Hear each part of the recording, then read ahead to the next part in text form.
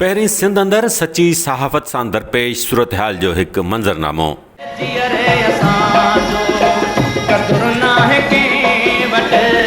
असांजी सुञाणप तॾहिं थिए थी जॾहिं उहो माण्हू ख़तमु थो थिए। माण्हू दफ़न थी वियो, वीडियोस के लाइक्स मिलिया, एप्रिसिएशन मिली, माण्हू गुम थी वियो। हाणे असुल ॻाल्हि, उत्तर ऐं विचोली सिंध में सची सहाफ़त करणु माना पंहिंजी जान जोख़िम में विझणु। भोतार के ज़ुल्म, कामोर की करप्शन, मंशात फ़रोशी ऐं नाइंसाफ़ी ख़िलाफ़ जंहिं आवाज़ बुलंद कयो उहो टारगेट ते अची वियो। सिंध में हाणे सभ खां ॾुखियो कमु सच ॻाल्हाइणु आहे ऐं सभ खां सवलो कमु सच चवंदड़ ऐं ॾेखारींदड़ खे ख़तमु करणु बणिजी पियो आहे।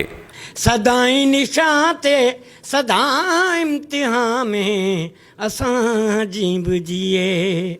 हिकिड़ा उहे आहिनि जिन सहाफ़त जो लिबादो ओढ़े पंहिंजी ज़िंदगी सेट करे छॾी, पर हिकिड़ा उहे बि आहिनि जेके सख़्तु माली मुश्किलातुनि बावजूदु सौदेबाज़ी करण बदिरां सिरनि जो ई सौदो कयो छॾीनि, ऐं उहे ई आहिनि असली ऐं सचा सहाफ़ी।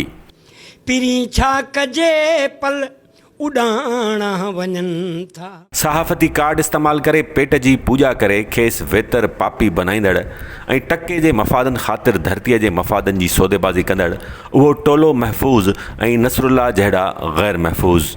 नसरुल्ला गॾाणी बि चाहे हा त पंहिंजनि बचनि जो मुस्तक़बिल महफ़ूज़ बणाए ज़िंदगी सेट करे पिए सघियो, पर खेसि पाण खे सेट करण बदिरां समाज खे सेट करण जी लॻल हुई। मुंहिंजी इज़त ज़िल्लत, मुंहिंजी ज़िंदगी मौत जो मालिक यकीनन मुंहिंजो रब आहे।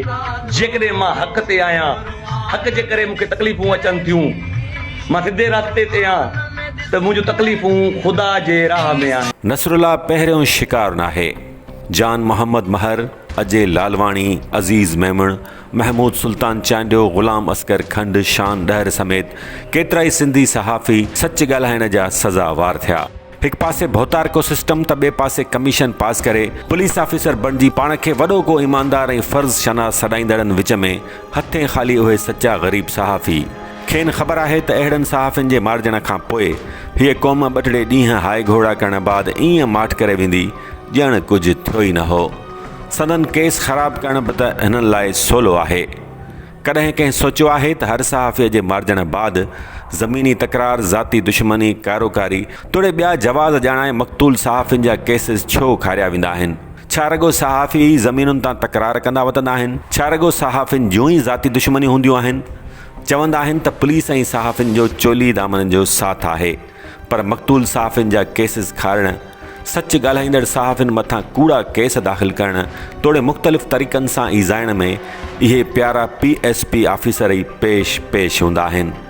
फेसबुक ते पुछियो वञे थो त सिंध अंदरि नसरुल्ला गॾाणीअ जहिड़ो कहिड़ो सहाफ़ी आहे, जंहिंजो जवाबु हीअ आहे त सिंध जे हर ज़िले, हर तालके, हर नंढे वॾे शहर में नसरुल्ला सिर त्रीअ ते रखी हक़ जो नारो बुलंद कंदो वते, पर अव्हां खे उहो नज़र मरण बाद ईंदो आहे। आउं सम्झां थो सचनि जो सहाफ़ी जॾहिं मरंदो न, इहे तव्हां साॻिया ई दोस्त उन जूं उहे वीडियो, उहे फोटू कढी रखंदो चङो मूंसां, त उन चङे मुड़ुस वारे खे तव्हां उन जीअरे में चवंदा चङो मुड़ुस कयो।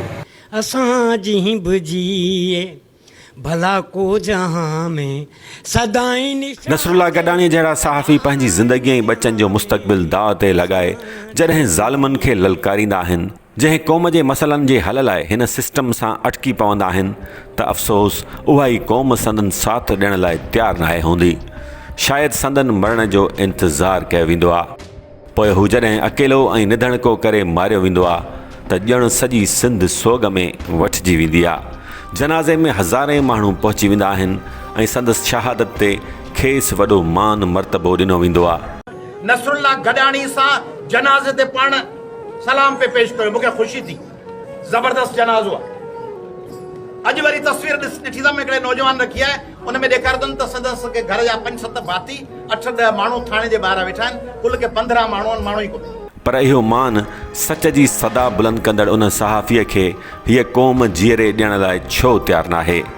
सिंध जा समूरा सहाफ़ी न बि सही, पर सिंध अंदरि अॼु बि केतिरा ई सहाफ़ी सच चवण जी जुरत रखनि था, पोइ क़ौम छो जीअरे संदुनि क़दुरु करण लाइ तयारु नाहे?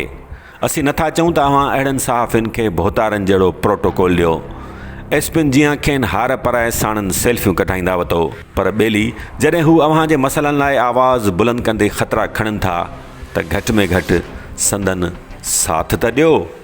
सदाई निशां ते सदा इम्तिहान में असांजी बि जिए।